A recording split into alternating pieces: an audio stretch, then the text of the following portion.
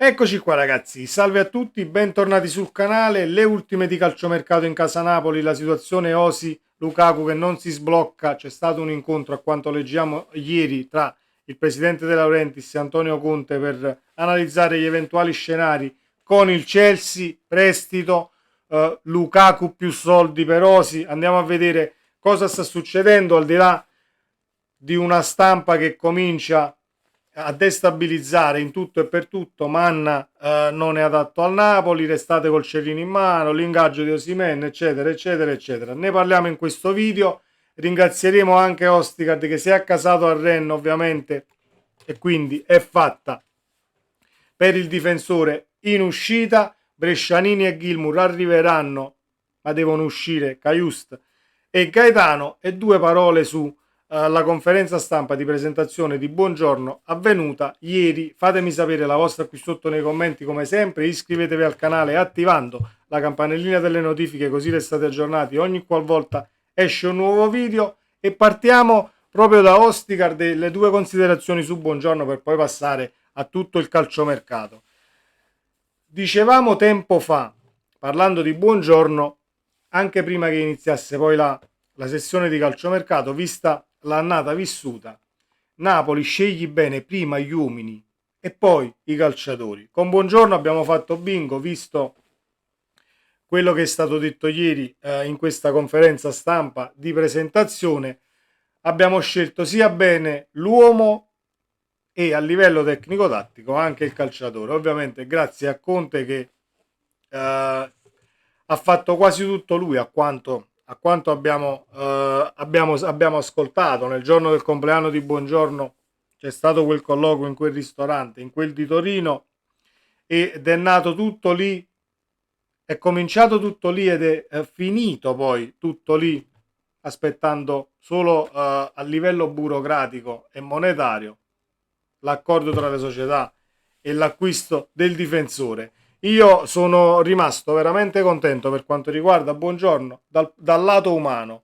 Quando ha detto: non ho scelto la Juve per non tradire il Torino, ho letto i nomi a Superga, sono nato e cresciuto con i Granata. Alessandro Buongiorno è un ragazzo tutto d'un pezzo. Poi possiamo dire sicuramente che le domande che sono state fatte, molte delle quali erano sempre le stesse: perché Napoli, cosa ti ha spinto, eccetera eccetera. Quando viene fatta una volta una domanda del genere, e ovviamente io giornalista ce l'avevo preparata, ma è stata fatta prima del mio intervento, un tantino di improvvisazione, un qualcosina in più da chiedere, non sempre le stesse cose, sarebbe cosa buona e giusta. Ma secondo me era giusto dirlo ed è giusto considerarla una situazione del genere, perché altrimenti il calciatore in questione deve sempre rispondere alla stessa maniera. Se fate sempre le stesse domande, abbiamo visto a chi si è ispirato, gli idoli che ha seguito, Maldini, Nesta e quant'altro.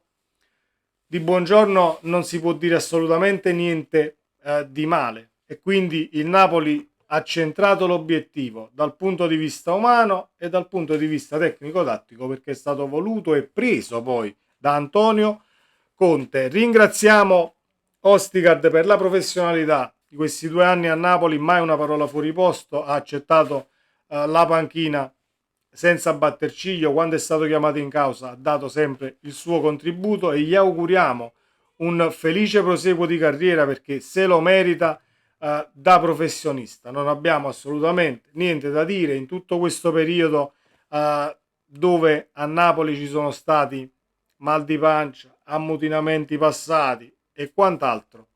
Ostigard si è sempre distinto per professionalità, quindi il mio augurio più sincero per un grande proseguo di carriera.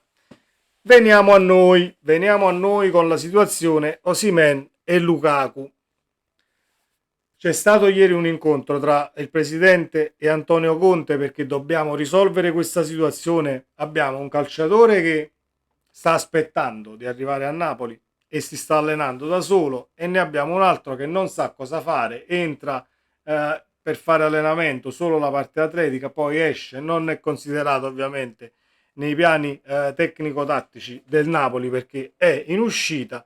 Però stiamo perdendo un tantino troppo tempo. A quanto si legge si potrebbe accettare diciamo soldi più Lukaku dal Chelsea e ovviamente far tesserare Osimhen in quel di Londra.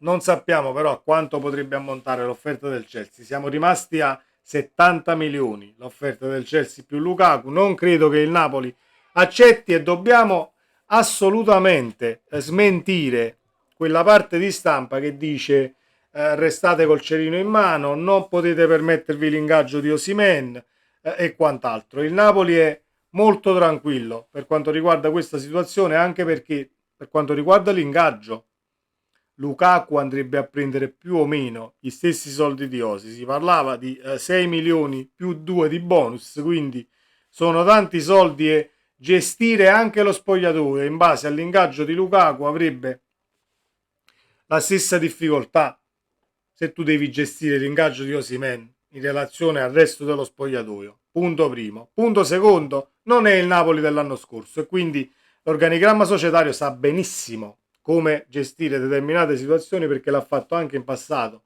nelle altre squadre dove ha militato Conte, lo staff e quant'altro. Quindi da questo punto di vista io non mi faccio alcun problema e so benissimo che il Napoli dal punto di vista economico a livello di gestione non ha lacune di nessun tipo. Ovviamente sono gli ultimi cocci sui quali stiamo camminando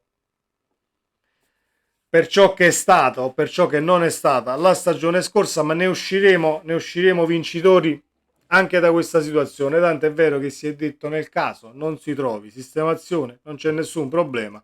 Osimhen resta a Napoli fino al 2026, onorando il contratto che ha firmato. Poi per l'ingaggio ci pensa la società e per i mal di pancia nello spogliatoio ci pensa Conte e staff. Non c'è alcun problema. L'unico problema che dobbiamo porci è che hai fatto 2 ritiri senza poter puntare sull'attaccante titolare. Quindi nel caso resti Osimhen o arrivi Lukaku, comunque è tardino per quanto riguarda l'amalgamarsi con il resto dei compagni e far parte poi del gioco armonioso che dovrebbe esserci in fase offensiva, con Lukaku che fa le sponde, con un attaccante che comunica e contribuisce di più al gioco della squadra in sé, piuttosto che Osimhen, attaccante che fa il reparto a sé, contropiedista, gli lanci il pallone dovunque se lo va a prendere, si porta 2 difensori e allarga per gli inserimenti di mezzali, esterni e quant'altro. Lukaku fa anche da rifinitore, ecco perché Conte lo vuole a Napoli, perché per caratteristiche è più consono al suo gioco ed è giusto che sia così. Poi credo che lavorandoci potrebbe rendere al meglio anche Osimhen nel caso dovesse restare. Dimenticatevi e mi auguro che non sia così. L'ultima che ho letto, scambio a fine mercato nel caso non si riesce a piazzare il calciatore, potrebbe esserci uno scambio alla pari tra Chelsea e Napoli. Non credo che sia così e possa avverarsi, anche perché il Chelsea deve togliersi l'ingaggio di Lukaku dal groppone e quindi con i prestiti non andresti a risolvere praticamente niente in quel di Londra, ma il calciomercato è strano e ci si può aspettare assolutamente di tutto.